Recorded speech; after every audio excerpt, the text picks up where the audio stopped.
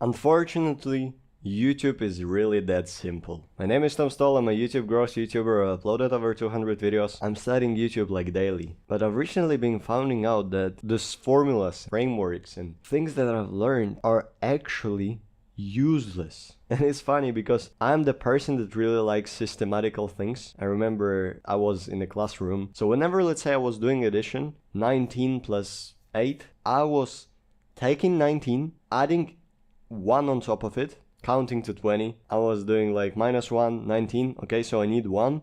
And then I was taking 1 from 8, 7 is left, and I was just adding it up, 27. This is how my brain thought. I had this thought pattern, and I wanted to follow some system, and this system I actually created myself, right, was math. And so I tried to look for those systems just for YouTube. You know, I wanted to really grow on YouTube. I started with this big inspiration of listening to a story that Hormozi told on one podcast, and I just read the story in the Atomic Habits book, and I thought, why can't I tell the same story? Knowing this, I was looking, even from Hormozi, what can I follow? You know, this proof, promise, plan, hook, just some stuff, some principles here and there that helps me to grow. The problem is, YouTube isn't like formulas and all of that. It's more like creativity space. CTR, retention, click-through rate. If you know all of those words, you're probably a geek in YouTube. Logically, it makes sense. But most problems that occur logically has been already solved by somebody else. So for example, a person like me, a YouTube growth YouTuber, logically, you know that if you have a bigger click-through rate on your video, if it's like 10%, then the video is gonna go well. Psychologically, you can have a 10% click-through rate, but just 10 views. And you can explain it logically. If YouTube served it to 10 people, 1 people click, you have 10% click-through rate, alright? But YouTube is simple because it's such a big platform. It's such like open. And I always had problems with it, like with like open stuff. I remember we had this task in groups.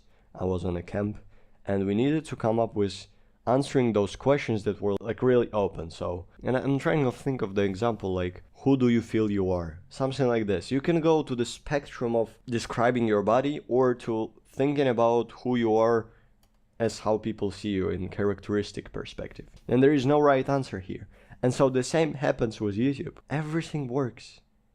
Ultimately, you can be a vlogger, a talking head YouTuber, an entertainer. You can be whatever you want. And the best part is, if you're trying to be someone you are not, people feel that. And that's why they're not gonna engage. That's why they're not gonna give you views and whatever dreams you have about YouTube. And so let's come back to the logic, psychologic thing. Logic has been tried already. Logic has been solved. So you know that you need to have a title that captivates people's attention and creates this curiosity gap so that people want to click. For example, 14 things that you don't know that destroys your YouTube channel growth. Ultimately, you want to know what is the 14 things. And logically, it makes sense. But psychologically, there is so many videos titled like this, listicle way, where people are not clicking on them because we are tired of this. We know that it's kind of clickbait. It's kind of like video about something vague, but there is those small simple things that are based on psychological level that if you see can increase the engagement so much. For example, I'm using one of them right now. I'm sitting in front of the professional microphone in the specific YouTube studio, and psychologically it makes sense to you that I should talk about YouTube and that I'm credible about it. And it's like one of the factors as the reason why my most popular video is my most popular video. I had 2 cameras set up that was worth more than $6K, and I was like professionally set it up with like angles, professional lights and stuff. And I just had 300 subscribers, and people were like, what the hell, something is wrong here. And to add even more to this, I proved my credibility and I uploaded 200 videos and nobody watched. It's like a controversy, okay? And so psychologically it makes sense. So that's why I think reading books on psychology is pretty useful. And the first thing that comes to mind is like psycho-cybernetics, the identity thing. But like understanding the psychology of people is how to influence and influence people, definitely. And I remember Warren Buffett, he never credits his success to his mentors and people that help him on his journey, but actually to the book, How to Influence and Influence People. All of the credit goes to the Carnegie, because He simply used all of those things, and like on psychological level he won, even though there is like a principles and logical stuff to smile and why it makes sense, but it works on psychology behalf. Okay, so that's how it captivates people. And here is the story about like spending stuff on logic versus psychology so that you understand it better. Let's say we're underground and people are not satisfied with the train speed, or specifically with like being bored. They want to have more value, more satisfaction, just like we created on YouTube for viewers. We give an education so that they are more satisfied with their knowledge. And so what can you do in this situation? Well, you can make faster trains. You can spend billions of dollars to create, build, put new trains inside of the underground, or you can change the maps and spend like $1 million on the maps itself. And you know, those dotted maps that shows you when the next train comes and how long it would take you to go from this station to this one. People prefer the second one actually.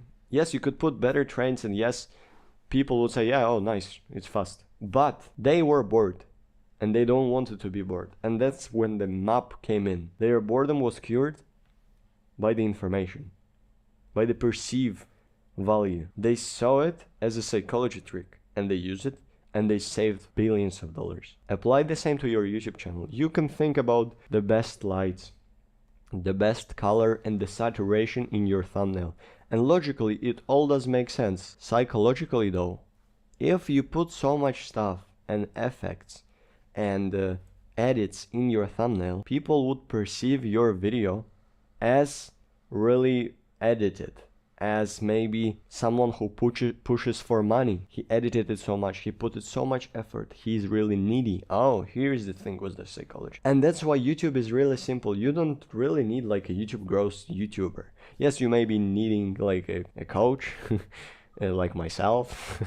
Check the link in the description. The reason is because of the personalized feedback. But YouTube growth wise, there is never really not much to talk about. I can challenge your beliefs, and definitely people have so many limiting beliefs, but it once again comes down to psychology. So that's why I'm not doing 10 top tips on YouTube anymore. And so the key here is to innovate, to go and look for new solutions. The reason is everybody's doing the same stuff. Everybody's doing the logic, optimization for click-through rate, for retention. Everybody's using same hooks and same introductions and same setups and same talking heads and whatever. Be different.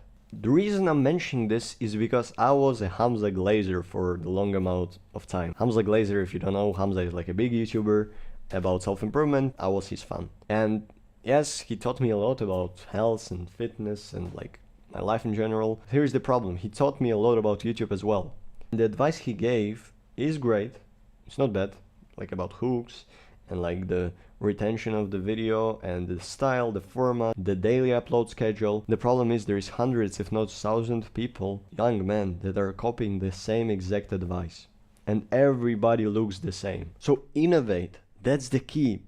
Create something new. And even Hamza himself, he found this working style for himself, working format. And it was Jeffrey and Adonis. It's probably how you discovered it, how I did. But he also doing vlogs. He also did like a fighting campaign where he fought another guy. He also did like a screen recording videos. He done a bunch of styles, a podcast style. He innovated. He was different. Follow him in these footsteps of a principle of building something new instead of just copying somebody else. That's why it's so dangerous to copy.